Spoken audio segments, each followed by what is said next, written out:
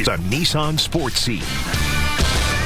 Hey everybody, welcome to the Sports Scene here on PHL17. I'm Jason Lee. Another busy week in Philly sports. Lots to talk about. We will hit it all in the next half hour. So here's what's in store on tonight's show. The Sixers begin their playoff series with the Raptors tomorrow night. Do they have a shot at all? We'll talk about that and more with Hunter Brody from 97.5 The Fanatic and Brodes Media.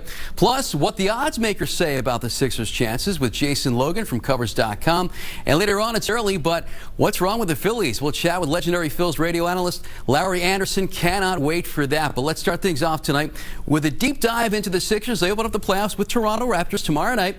Joining us to analyze the series, Hunter Brody from 97.5 The Fanatic and Brodes Media. Hunter, welcome back to the show. Good to have you. Thanks for having me, Jason. I'm excited for some hoops, playoff hoops. Are you kidding me? Okay, well, let me ask you, how excited are you? Because I wanted to have you on because I know you were outspoken, to say the least.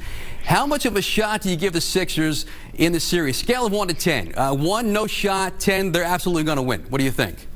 Well, definitely not going to go absolutely going to win, but I'll say somewhere around. See, I'm going to go 6.5. The way I label this is 65% chance Sixers, but I'll give the Raptors a run for their money as well, right? Like, they can definitely do some damage in this series. We've seen Nick Nurse do a phenomenal job making Joel Embiid uncomfortable, but at the end of the day, in the NBA playoffs, it comes down to superstar talent. And when I analyze these rosters, I feel that the Sixers have the upper echelon talent. As long as they execute and do their job, the Sixers should be okay. So that's the way I kind of see it from a surface level. So you're actually leaning towards Sixers then? Am I hearing you correctly?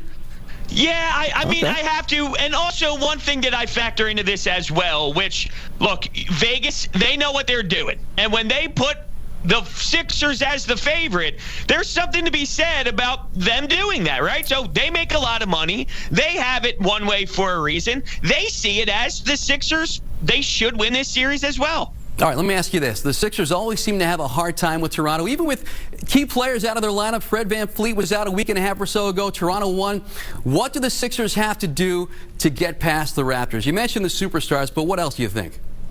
Well, I think one guy, and it does lean towards the superstar, but it's James Harden. He's such a big factor. You made the trade for Ben Simmons going to Brooklyn. You bring in a James Harden, and that was supposed to be what took you over the edge. You got to the second round, Game 7, multiple times. How do you get to that next level, which is the Eastern Conference Finals? And it comes down to James Harden. We've seen him get 14, 15 assists. We've seen him incorporate others in the offense, specifically in the half court, which Ben Simmons could never do because he can't take a jump shot. But we've also seen 2 of 13 from the field, or 3 of 13 from the field.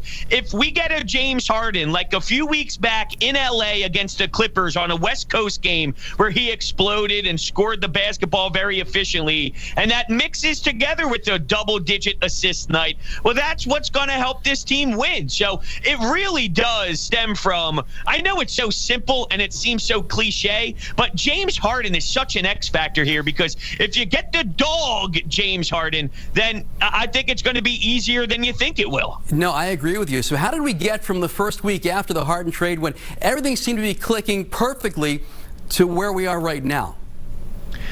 Sometimes it takes a little bit of adjusting, figuring things out. The way I look at the point guard is almost like the quarterback. If you change your quarterback, your entire offense changes, and there's so much that goes with it from a strategic level. Well, you're basically going from not having a point guard at all on your roster, at all. You threw Tyrese Maxey in there, and it was nice, and it held the fort down. It held you above water, but it's not true, legitimate point guard play like the professionalism pace that James Harden plays with. So when you bring that in, Tobias Harris has to fit in differently, work on his catch and shooting. Okay. So there's a lot that changed. I think the adrenaline rush after the first 5 games, and also there's a big difference between regular season play and, you see teams like, and I forget specifically who they played against during that time, but if you see Charlotte, or you see the Orlando Magic, and you see some of these teams, the Detroit Pistons, it's not what you're going to see in the playoffs. So it's so hard to take that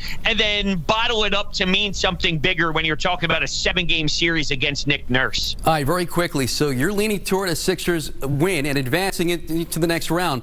Ultimately, how far can they go? Well, it's kind of funny. I like the way that they lined up. I don't like their first round matchup at the, compared to what you could have had. At the same time, because just to put it in perspective, we saw the Brooklyn Nets in years past with a Jared Dudley. We saw a Kelly Olynyk Miami Heat team. That's normally those first-round teams you think about. Seeing this team, I don't love it, but I actually like their matchup against the Miami Heat more. So it's almost like if they can get by here, I actually could see them going to the Eastern Conference Finals because Jimmy Butler's shooting like 4% from three, it feels like. He's banged up. I mean, it's pretty interesting. If they can get by the first round, which might be their tougher of the first two rounds, maybe I'm more optimistic later on. Okay, if they don't get past the first round, 30 seconds here, Hunter, how much was this unbelievable season from Joel Embiid wasted? Whew, you're talking about some major changes. I think you really have to consider what went wrong and what you can do to maybe put this team in a different spot. So I don't even want to think about it. If it does happen, though, you're going to have some real hard conversations on maybe who's leading the crew. All right, tell everybody, that's Hunter. Real quick.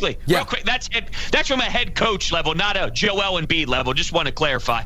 Gotcha. No doubt about that. All right, tell everybody the various places we can all see and hear you, and I know you're in a lot of spots. Yeah, so 97.5 The Fanatic on the weekend, Saturday and Sunday. And then on YouTube, Brodes Media, and then all podcasting platforms as well, Brodes Media. All right, Hunter, always a pleasure. Good to have you on. Thanks for joining us tonight. Thank you so much, Jason.